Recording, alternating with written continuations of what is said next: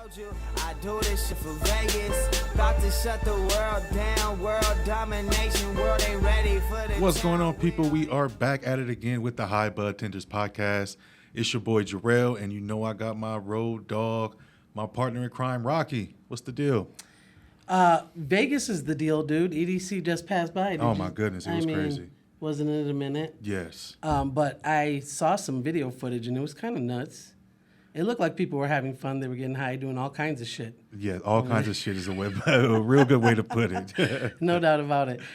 So yeah, no man, it's getting hot now. We're seeing the hot. I mean, believe me, when our guest walked in today, we knew it was hot because she was like, "Oh my God, I am so," and I knew it. But you know, I mean, it's just getting a lot warmer here in Vegas. Yes, so you know what that means, man. The cannabis industry is about to pop. Oh, yeah. I feel like it does for the summertime. People come out, you know what I mean? They 100%. Might not be, but if you're going to a pool, I already know what you're doing, because it smells like weed every time I'm in Vegas, dude. Have you been to any of the little beach clubs or anything like that? Have you? You asking me? Yeah, you. No, I don't do the clubs. Come on, dude. I'm past that club in age. Dude, you're not even gonna check out any of the smooth entertainment like Snoop and all that shit. I might check something out if it lines up right. The residencies are popping. Yes, they are. They're jumping this year. Hell yeah. Speaking of popping and jumping this year, I have a really, really, really special guest with me, and I've been waiting a really long time to have her on the show. So this kind of like whole thing comes to fruition. My heart is full. I have to just say that. So I had an intro all lined up, and I was like, listen, I'll do this on the fly, but I can't, because I can't do a disservice to this guest. So I wanted to welcome Asia Denise Duncan. Yeah, welcome to the show. Welcome. She's a dynamic force in the Las Vegas community, dedicated to empowering and supporting marginalized individuals, and I mean it. Her multifaceted background, spanning real estate, investing, businesses, and community organizing, uniquely positioning herself to make a lasting impact in this industry. Girl, you have planted your feet here in Vegas. Thank you so much. Yes. We're trying, man. We're trying. I definitely can't say I'm doing anything alone, but we are trying. Yes. No, but I mean, you have so many things, so many multifaceted things going on right now. Holy cow, I don't even know how to nail it down. Listen, I'm still learning how to nail it all down. I just feel extremely blessed and proud of where I am and who I am today. So I'm just walking in it, Rocky, to be honest. I just had a birthday. I turned a good old 38. Yes. You know, the confidence level that I'm in, because I've had mistakes. I have made failures. I have, had failed relationships and failed businesses, and now I'm in the mom journey, I truly feel like I'm in a very confident place. So I say that I'm extremely blessed because, God does things at the right time. Miracles. 100%. Yeah. Miracles. And I think it's been working out very well for you. Thank you. So keep doing what you're doing. Absolutely. I mean, I met you starting out, I do believe, a few years back, and you were, CEIC had just popped out in Vegas, and I was super excited. Yes. We definitely popped out. Yes, I was so super excited. Yeah. Strong. Oh my God. And then the lasting impact is when you see all those licenses go out, and you're like, man, I feel overjoyed. Yeah. Overjoyed by that. Yeah. So can you tell a little bit people that are listening, especially our bud tenders out there, what CEIC-NV is? Yeah, so CEIC-NV is Cannabis Equity and Inclusion Community here in Nevada. And I'm the former president and co-founder, and I'm very, very proud of what the organization has done. And I love the organization. I love my tribe. I'm still very close with my core team. I'm not as active in the group, but things are coming and popping soon. I think that, that license, several of us winning licenses definitely had to force us to restructure, repivot, and do different things. Yeah. Because don't forget, at that time, we had the pilot program, Cannabis Business School. Yeah. So we moved really, really fast. Yeah, you know I what I'm remember saying? that. And be 100% honest. I experienced some burnout. I had some struggles, you know what I'm saying? Because we moved really, really fast. And shout out to my co-founders like Aisha and Ashley. Like when we were moving that fast, it was told to us that it happens that quickly, especially in politics and advocacy and the things. There's so much room for growth here in Nevada. Yeah, absolutely. But that's not, you make it sound so easy, but it isn't, because you have so many things going on. And I know that that's the CIC and V, but you also have the real estate. So I'm on the internet and I'm on Instagram and I'm like, what is Asia doing now, man? So you dipped your toe in some real estate situation too as well. Yes. Like real estate is where I come from. So besides, a lot of my past has to do with real estate, purchasing. And purchasing homes, and we got into a little bit of development, but I never had to start all over and do it, right? I feel blessed to have had a great partner and mentor at that particular time. And I learned so much. You know what I mean? I was a fly on the wall. I learned so much. We did so many great things. We built really nice pieces of real estate here in this country. Like I feel blessed, like Miami, Emerald Isle, things in California. Like I'm just like, this is really cool, but I feel like I never had to start all over. Yes. So then I started with an investor, right? Yeah. So when you have to learn how to find your own investor and invest in yourself, and it's scary because you're also holding down a job and you're a single mom and these things like that. So it was, this journey was different. So I am acknowledging it and so proud of it and owning every piece of it, because there are mistakes, but I'm also taking it easy and taking it slow. Like I'm not rushing my process. And I think younger Asia was like, how do I get to the finish line? Yeah.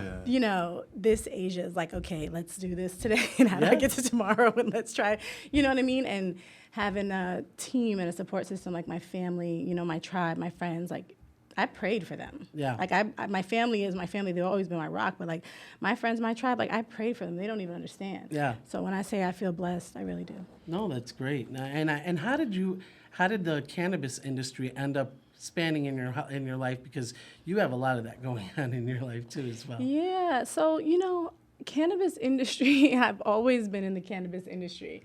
Like it just wasn't an industry. Right. Like my first boyfriend sold a lot of weed. Like it I'll just keep started it from the one. black market. So it started from the black market, and it wasn't a big deal. And in other cultures, even like if you think about Jamaican culture, like that, they weren't hiding smoking weed. It was just like American black families that was doing that. I'm like, what the heck? You go over here, they all chilling, old and young, like, you know what I mean? Yes.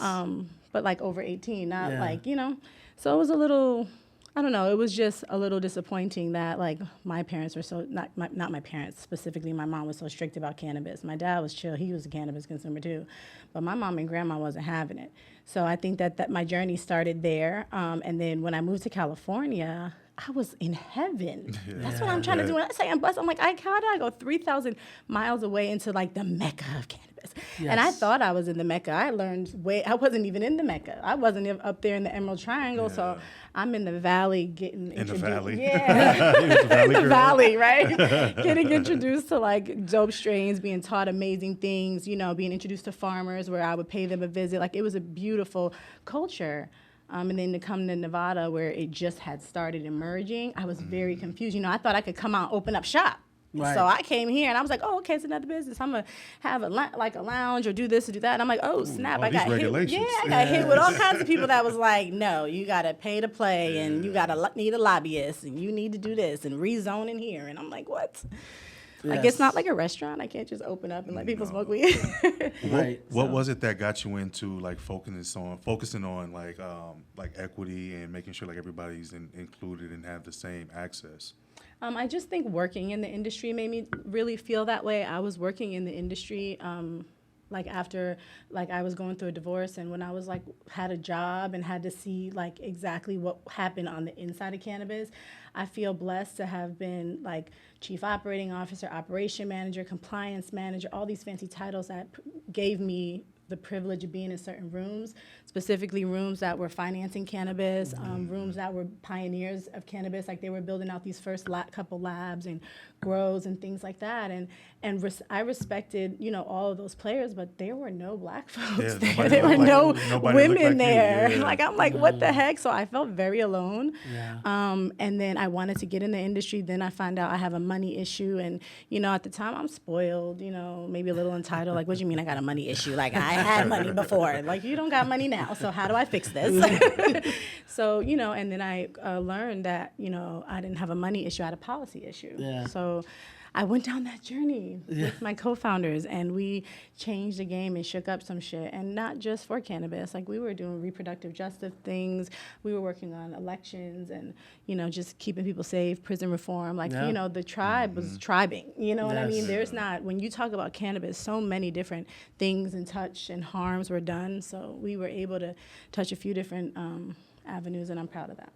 Yeah, I can honestly say it's one of the most impressive things, because I was losing hope for a little bit. I'm going to be real honest with you. I was very happy to see it. And so I kind of felt the same way. I was just like, how do we fit in this industry? Mm-hmm. How do we make our way through this industry? And it was just a really tough thought, because, everything, the chips are stacked up against you, right? And I knew that right from the beginning when you couldn't find any kind of employment in the cannabis industry. Because they wanted people that had experience, and I didn't have that. But I had all the wherewithal and a lot of heart, and I was a retail beast. So I didn't understand why I wasn't getting the jobs, Exactly. right? But I was like, what, change has to happen. So it was so good to see that. Yeah. And I know that you're involved with other organizations, and I was wanting to bring this up because my wife and I were just talking about this, and I know you have, again, a great interest in this, but the Cupcake Girls organization. Oh, yeah. That's shout out to the Cupcake Girls. That's where I'm at right now. Yes. Can you tell us a little bit about that organization? Let our listeners know exactly what that organization is all about. Absolutely. So the Cupcake Girls is an anti-trafficking organization that also supports the sex work industry. So we provide resources, relationships, and respect to a very marginalized and just vulnerable group of people. Las Vegas is the second highest traffic state here in, I say here in Las Vegas, but here in Nevada. And they're doing some amazing work, from advocacy to referral services to support to mental health to outreach programs. Like, I'm really proud of what they're doing and what we're doing. Right. And I feel blessed. Right now, we're just trying to build out a resource center because they're growing. So they've been around for 13 years now, like since 2011. Right. So where they're growing, they need a bigger space. They need a resource center. They need to, start just putting everything in one place and managing how they're just handling that, and having to transport participants all over the valley is just not safe. It's not sustainable. It doesn't make sense. You know what I'm saying? And it's also just inefficient. So being able to open up a resource center and have like a one-stop location for being able to get essential resources that honestly everyone should have access to, but specifically this group of people, just having a trauma-informed place so that everyone in there is trained and understands what that means and what that looks like, and a safe place for folks to go when they need to. Yeah. That's dope. We needed that here in Vegas. Yeah. It's not even, like, we have, like, the Cupcake Girls is here, but, like, the Resource Center's not. So I'm still raising money for the Resource Center and bringing awareness to why we need to have a Resource Center. I think the first year I was there, it was like, hey, I got to raise money for the Resource Center, but I also have to do a better job at making sure the community understands why, what are the population we serve, who are we helping, and how it really is beneficial, because, trafficking survivors, victims of trafficking, adult entertainers, sex workers, content creators, strippers, like they all, there's the overarching term of sex workers, and then there's all these industry, like jobs and industries that fall under it. Yes. So just, how do we protect and make sure that those people are safe? You would think Vegas would have like a lot of those resources available. Right. Like if any like city would. Yeah. But, You would think. I think Vegas is still growing in so many areas. Right. for sure. So many areas. Yes. I mean, we just have had so many firsts, especially in the Black community. I'm just, I have to just say, hey, I'm proud to have witnessed things and see people changing and see folks running and really trying to, do their districts good. But I also know that, there's so much more that can be done. So Yep. I'm in the fight. I'm proud. I had to take a step back from all the, just being active in CEIC every single day. But I'm definitely like a career volunteer. Like, I'm a nonprofit, advocate and leader, like, by heart. Like, that's just where my heart is at. Yeah. Do you miss still working like with the plant physically? No, I miss my team. Okay. I miss my team because I learned so much from them. So I don't know the plant. What I know about the plant is from them. I just had to keep the plant compliant. So I had to make sure we had money in the building. I had to make sure we were, our licenses were renewed, our taxes were paid, our everything was, in good standing. So on an operational and administrative side, that's where I was. But I also had the beauty of having an amazing team that educated me so much about, oh man, I could talk about the plant for a long time, Yes.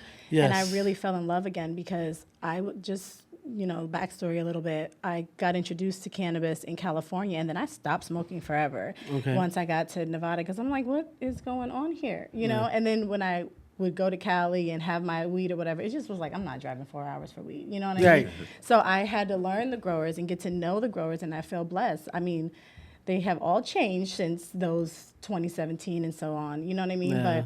But I really miss my team. Yeah, everything has changed. Oh my God, since then. Yeah. A whole lot has changed in this industry. It's corporate. Let's just call it out. It Yeah. is That's exactly what it is. It's corporate. It's, greed. It's capitalism. It's, white men in suits. There's not much culture.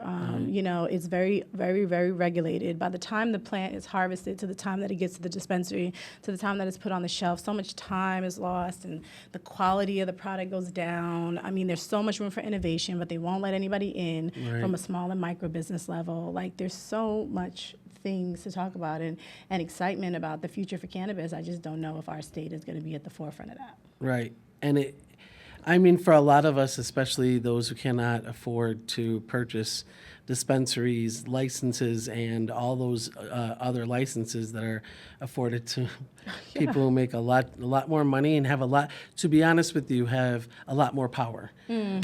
So it kind of sucks in that capacity for people like us. So even trying to get investors to invest in your company is tough. Oh, yeah.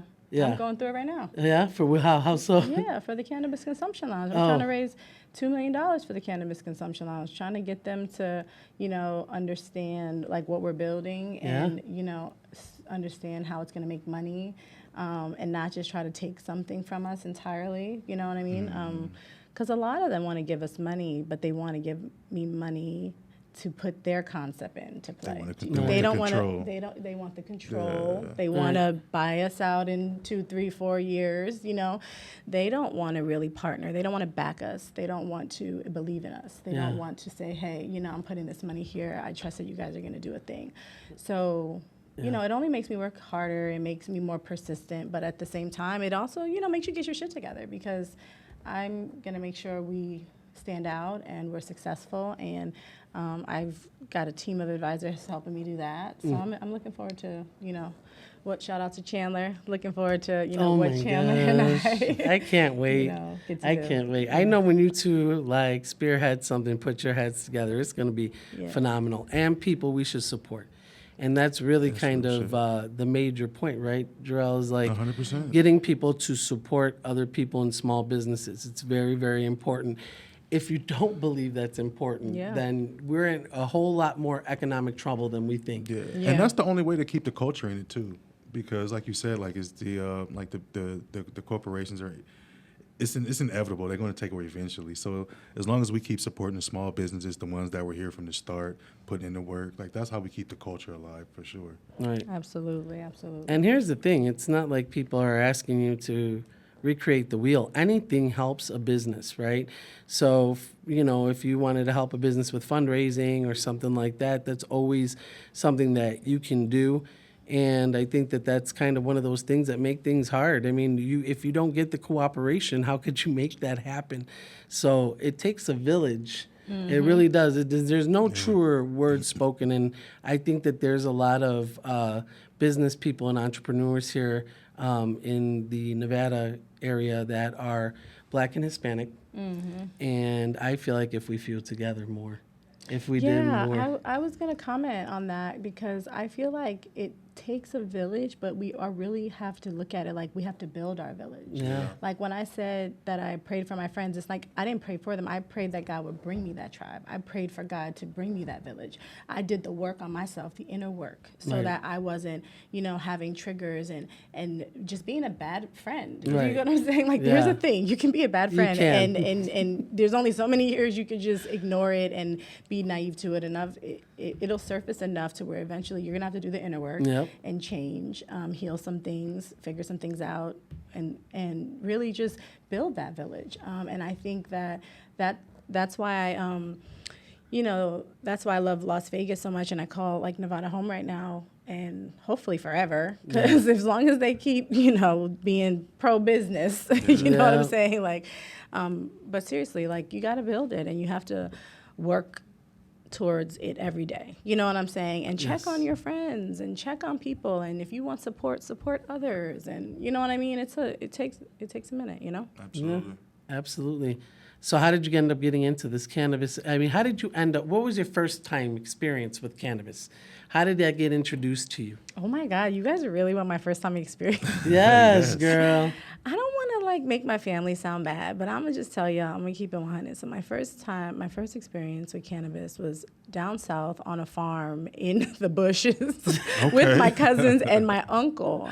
And my uncle made me promise not to tell, because he sent me back to the main house because they were going to consume cannabis. And he was like, if you tell your dad, I'm not going to talk to you or something. I don't remember his exact words. May he rest in peace, to my uncle. But he let me try cannabis that day. Yeah. Okay. And I enjoyed it. I was probably like really young. I mean, I was like probably 10 or 11, to be honest with you guys. I didn't go into like smoking it regularly till I was probably like 14. At 14, I was getting my own cannabis. At 10, I was just smoking with the cousins, you know, like that was once in a blue moon, just so I could be cool, because I was my dad's the youngest. So all my cousins were older. So I'm trying to like keep up, you know? Yeah. So my dad being the baby and me being his firstborn made me the youngest of my cousins, you know?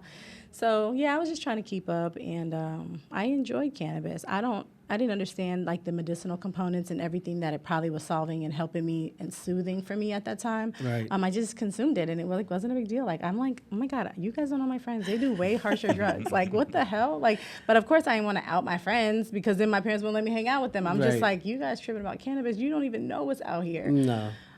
So just, that was my first experience with cannabis. I really, really liked it. And New York was budding with different types of like when you went to the city. So I got introduced to Purple Haze and, Definitely East Coast strain. Sour Diesel. And just, it was like, oh my God, there's like weed out there with no seeds. And then they started talking about California. And all of a sudden I wanted to go to California. I'm like, that's where I know my heart is, because a place that lets you consume without giving you an issue and everybody's happy with it. I was like, yes, that's where I need to be. Yes. Well, I want to tell you that I am such a fan of Thank yours. you. I swear to goodness.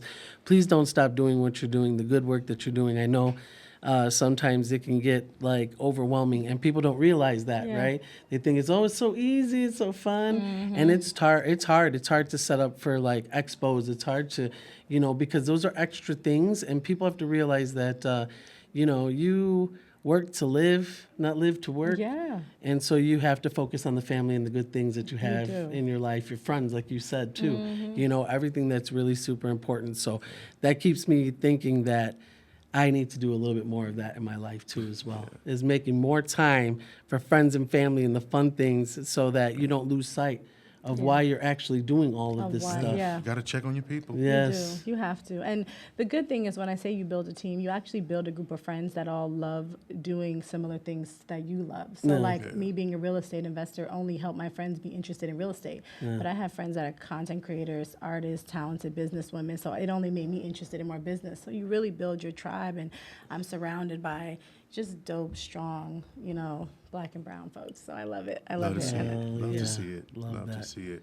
So, you do consume? Yeah. What's your favorite way to consume? Flour. Flour? I know, it's not the best way. I'll talk about that, because I like flour. You sitting next to two flower heads. Absolutely. You more of a blunt roller? I used to be, not anymore. Now I'm more of a joint smoker. Okay. Nice. Yeah, and I use hemp wraps a lot too. Nice. Yeah, but mostly like joints and hemp. You smoke like me. Right. That's exactly how I smoke. Don't I smoke like that, Gerald? 100%. I swear, I roll a joint and people look at me crazy. Well, and that's I'm because like, you put like wax, I keef, know. Okay. everything else in it, right? Oh, you making a strong joint. I'm packing shit up, huh? Yes. Okay. Come on, I infused see, joint. I like a lot. I mean, it's tough for me. And here's the thing: is like everybody talks about tea breaks, but girl, I don't know if I could do a damn tea break. I mean, every time I want to do it, somebody gets on my nerves, and then I'm like right back at it again. I'm like, let me go smoke because I'm not letting anybody ruin me today. Speaking of which, I just saw this theory that came out, and I was telling my wife about it. Everybody's getting these like tattoos, and I saw it on social media, especially TikTok. And the tattoos are saying "let them," and I was like, "What the hell is this? Let them." I don't know, but I situation? want a tattoo. I've been thinking about getting one. Yes, so let them basically is kind of like saying, "Hey, if people want to do something, act a fool, do something crazy, let them. Oh, Gotcha. Don't let your life be pre-consumed by things you can't change." yeah. So when people are in your life and they give you stress and they give you like really bad time or whatever the case may be, let them. Oh, yeah. You got to just shut that off and kind of learn how to live away from that for a moment and like give that. people their time. So I just thought I saw that and I wanted to put that out in the atmosphere for the bud tenders out there. Man, the struggle is real. I do understand that. Just hang in, par for the course. You got to hang in there so that you can do things that are better in your life. And obviously, as you can see from the guests that we have here today, you can be multifaceted and do all the things that you want to do with hard work and dedication. Absolutely, absolutely. There's some shout out to the bud tenders. I mean, they're our frontliners, and they give education and knowledge to the people. So I like back in the day too. We used to have things like Bud Tender Fight Club and so much education. So bud tenders are actually learning, about grows and things like that, and educating people as they're selling to people. So maybe we need some of that type of stuff too to come back. Definitely bring that culture back. We appreciate you hopping on with us. You fucking killed it. Thank you. It's fucking awesome. I loved having you on. Oh my goodness. Wait, am I allowed to say our how to contact us? Oh, and stuff? my God, we're about to get to you. Oh, okay. But before we do, we have to know what you've been smoking on lately. Oh, what I've been smoking on lately has been garlic cookies. I love me some Nature's garlic. chemistry. Oh my goodness. I have. That's the good stuff. And then She said the 22 percenters. Didn't she say That's that? what I thought. But Yeah. I didn't want to say nothing. Yeah, no, like garlic cookies. No, it's usually 26%. Like I've gotten there are a couple high ones, but no, I like the mid. I don't want to go over 30s. And I've been smoking on garlic cookies, and then also I like GLP too.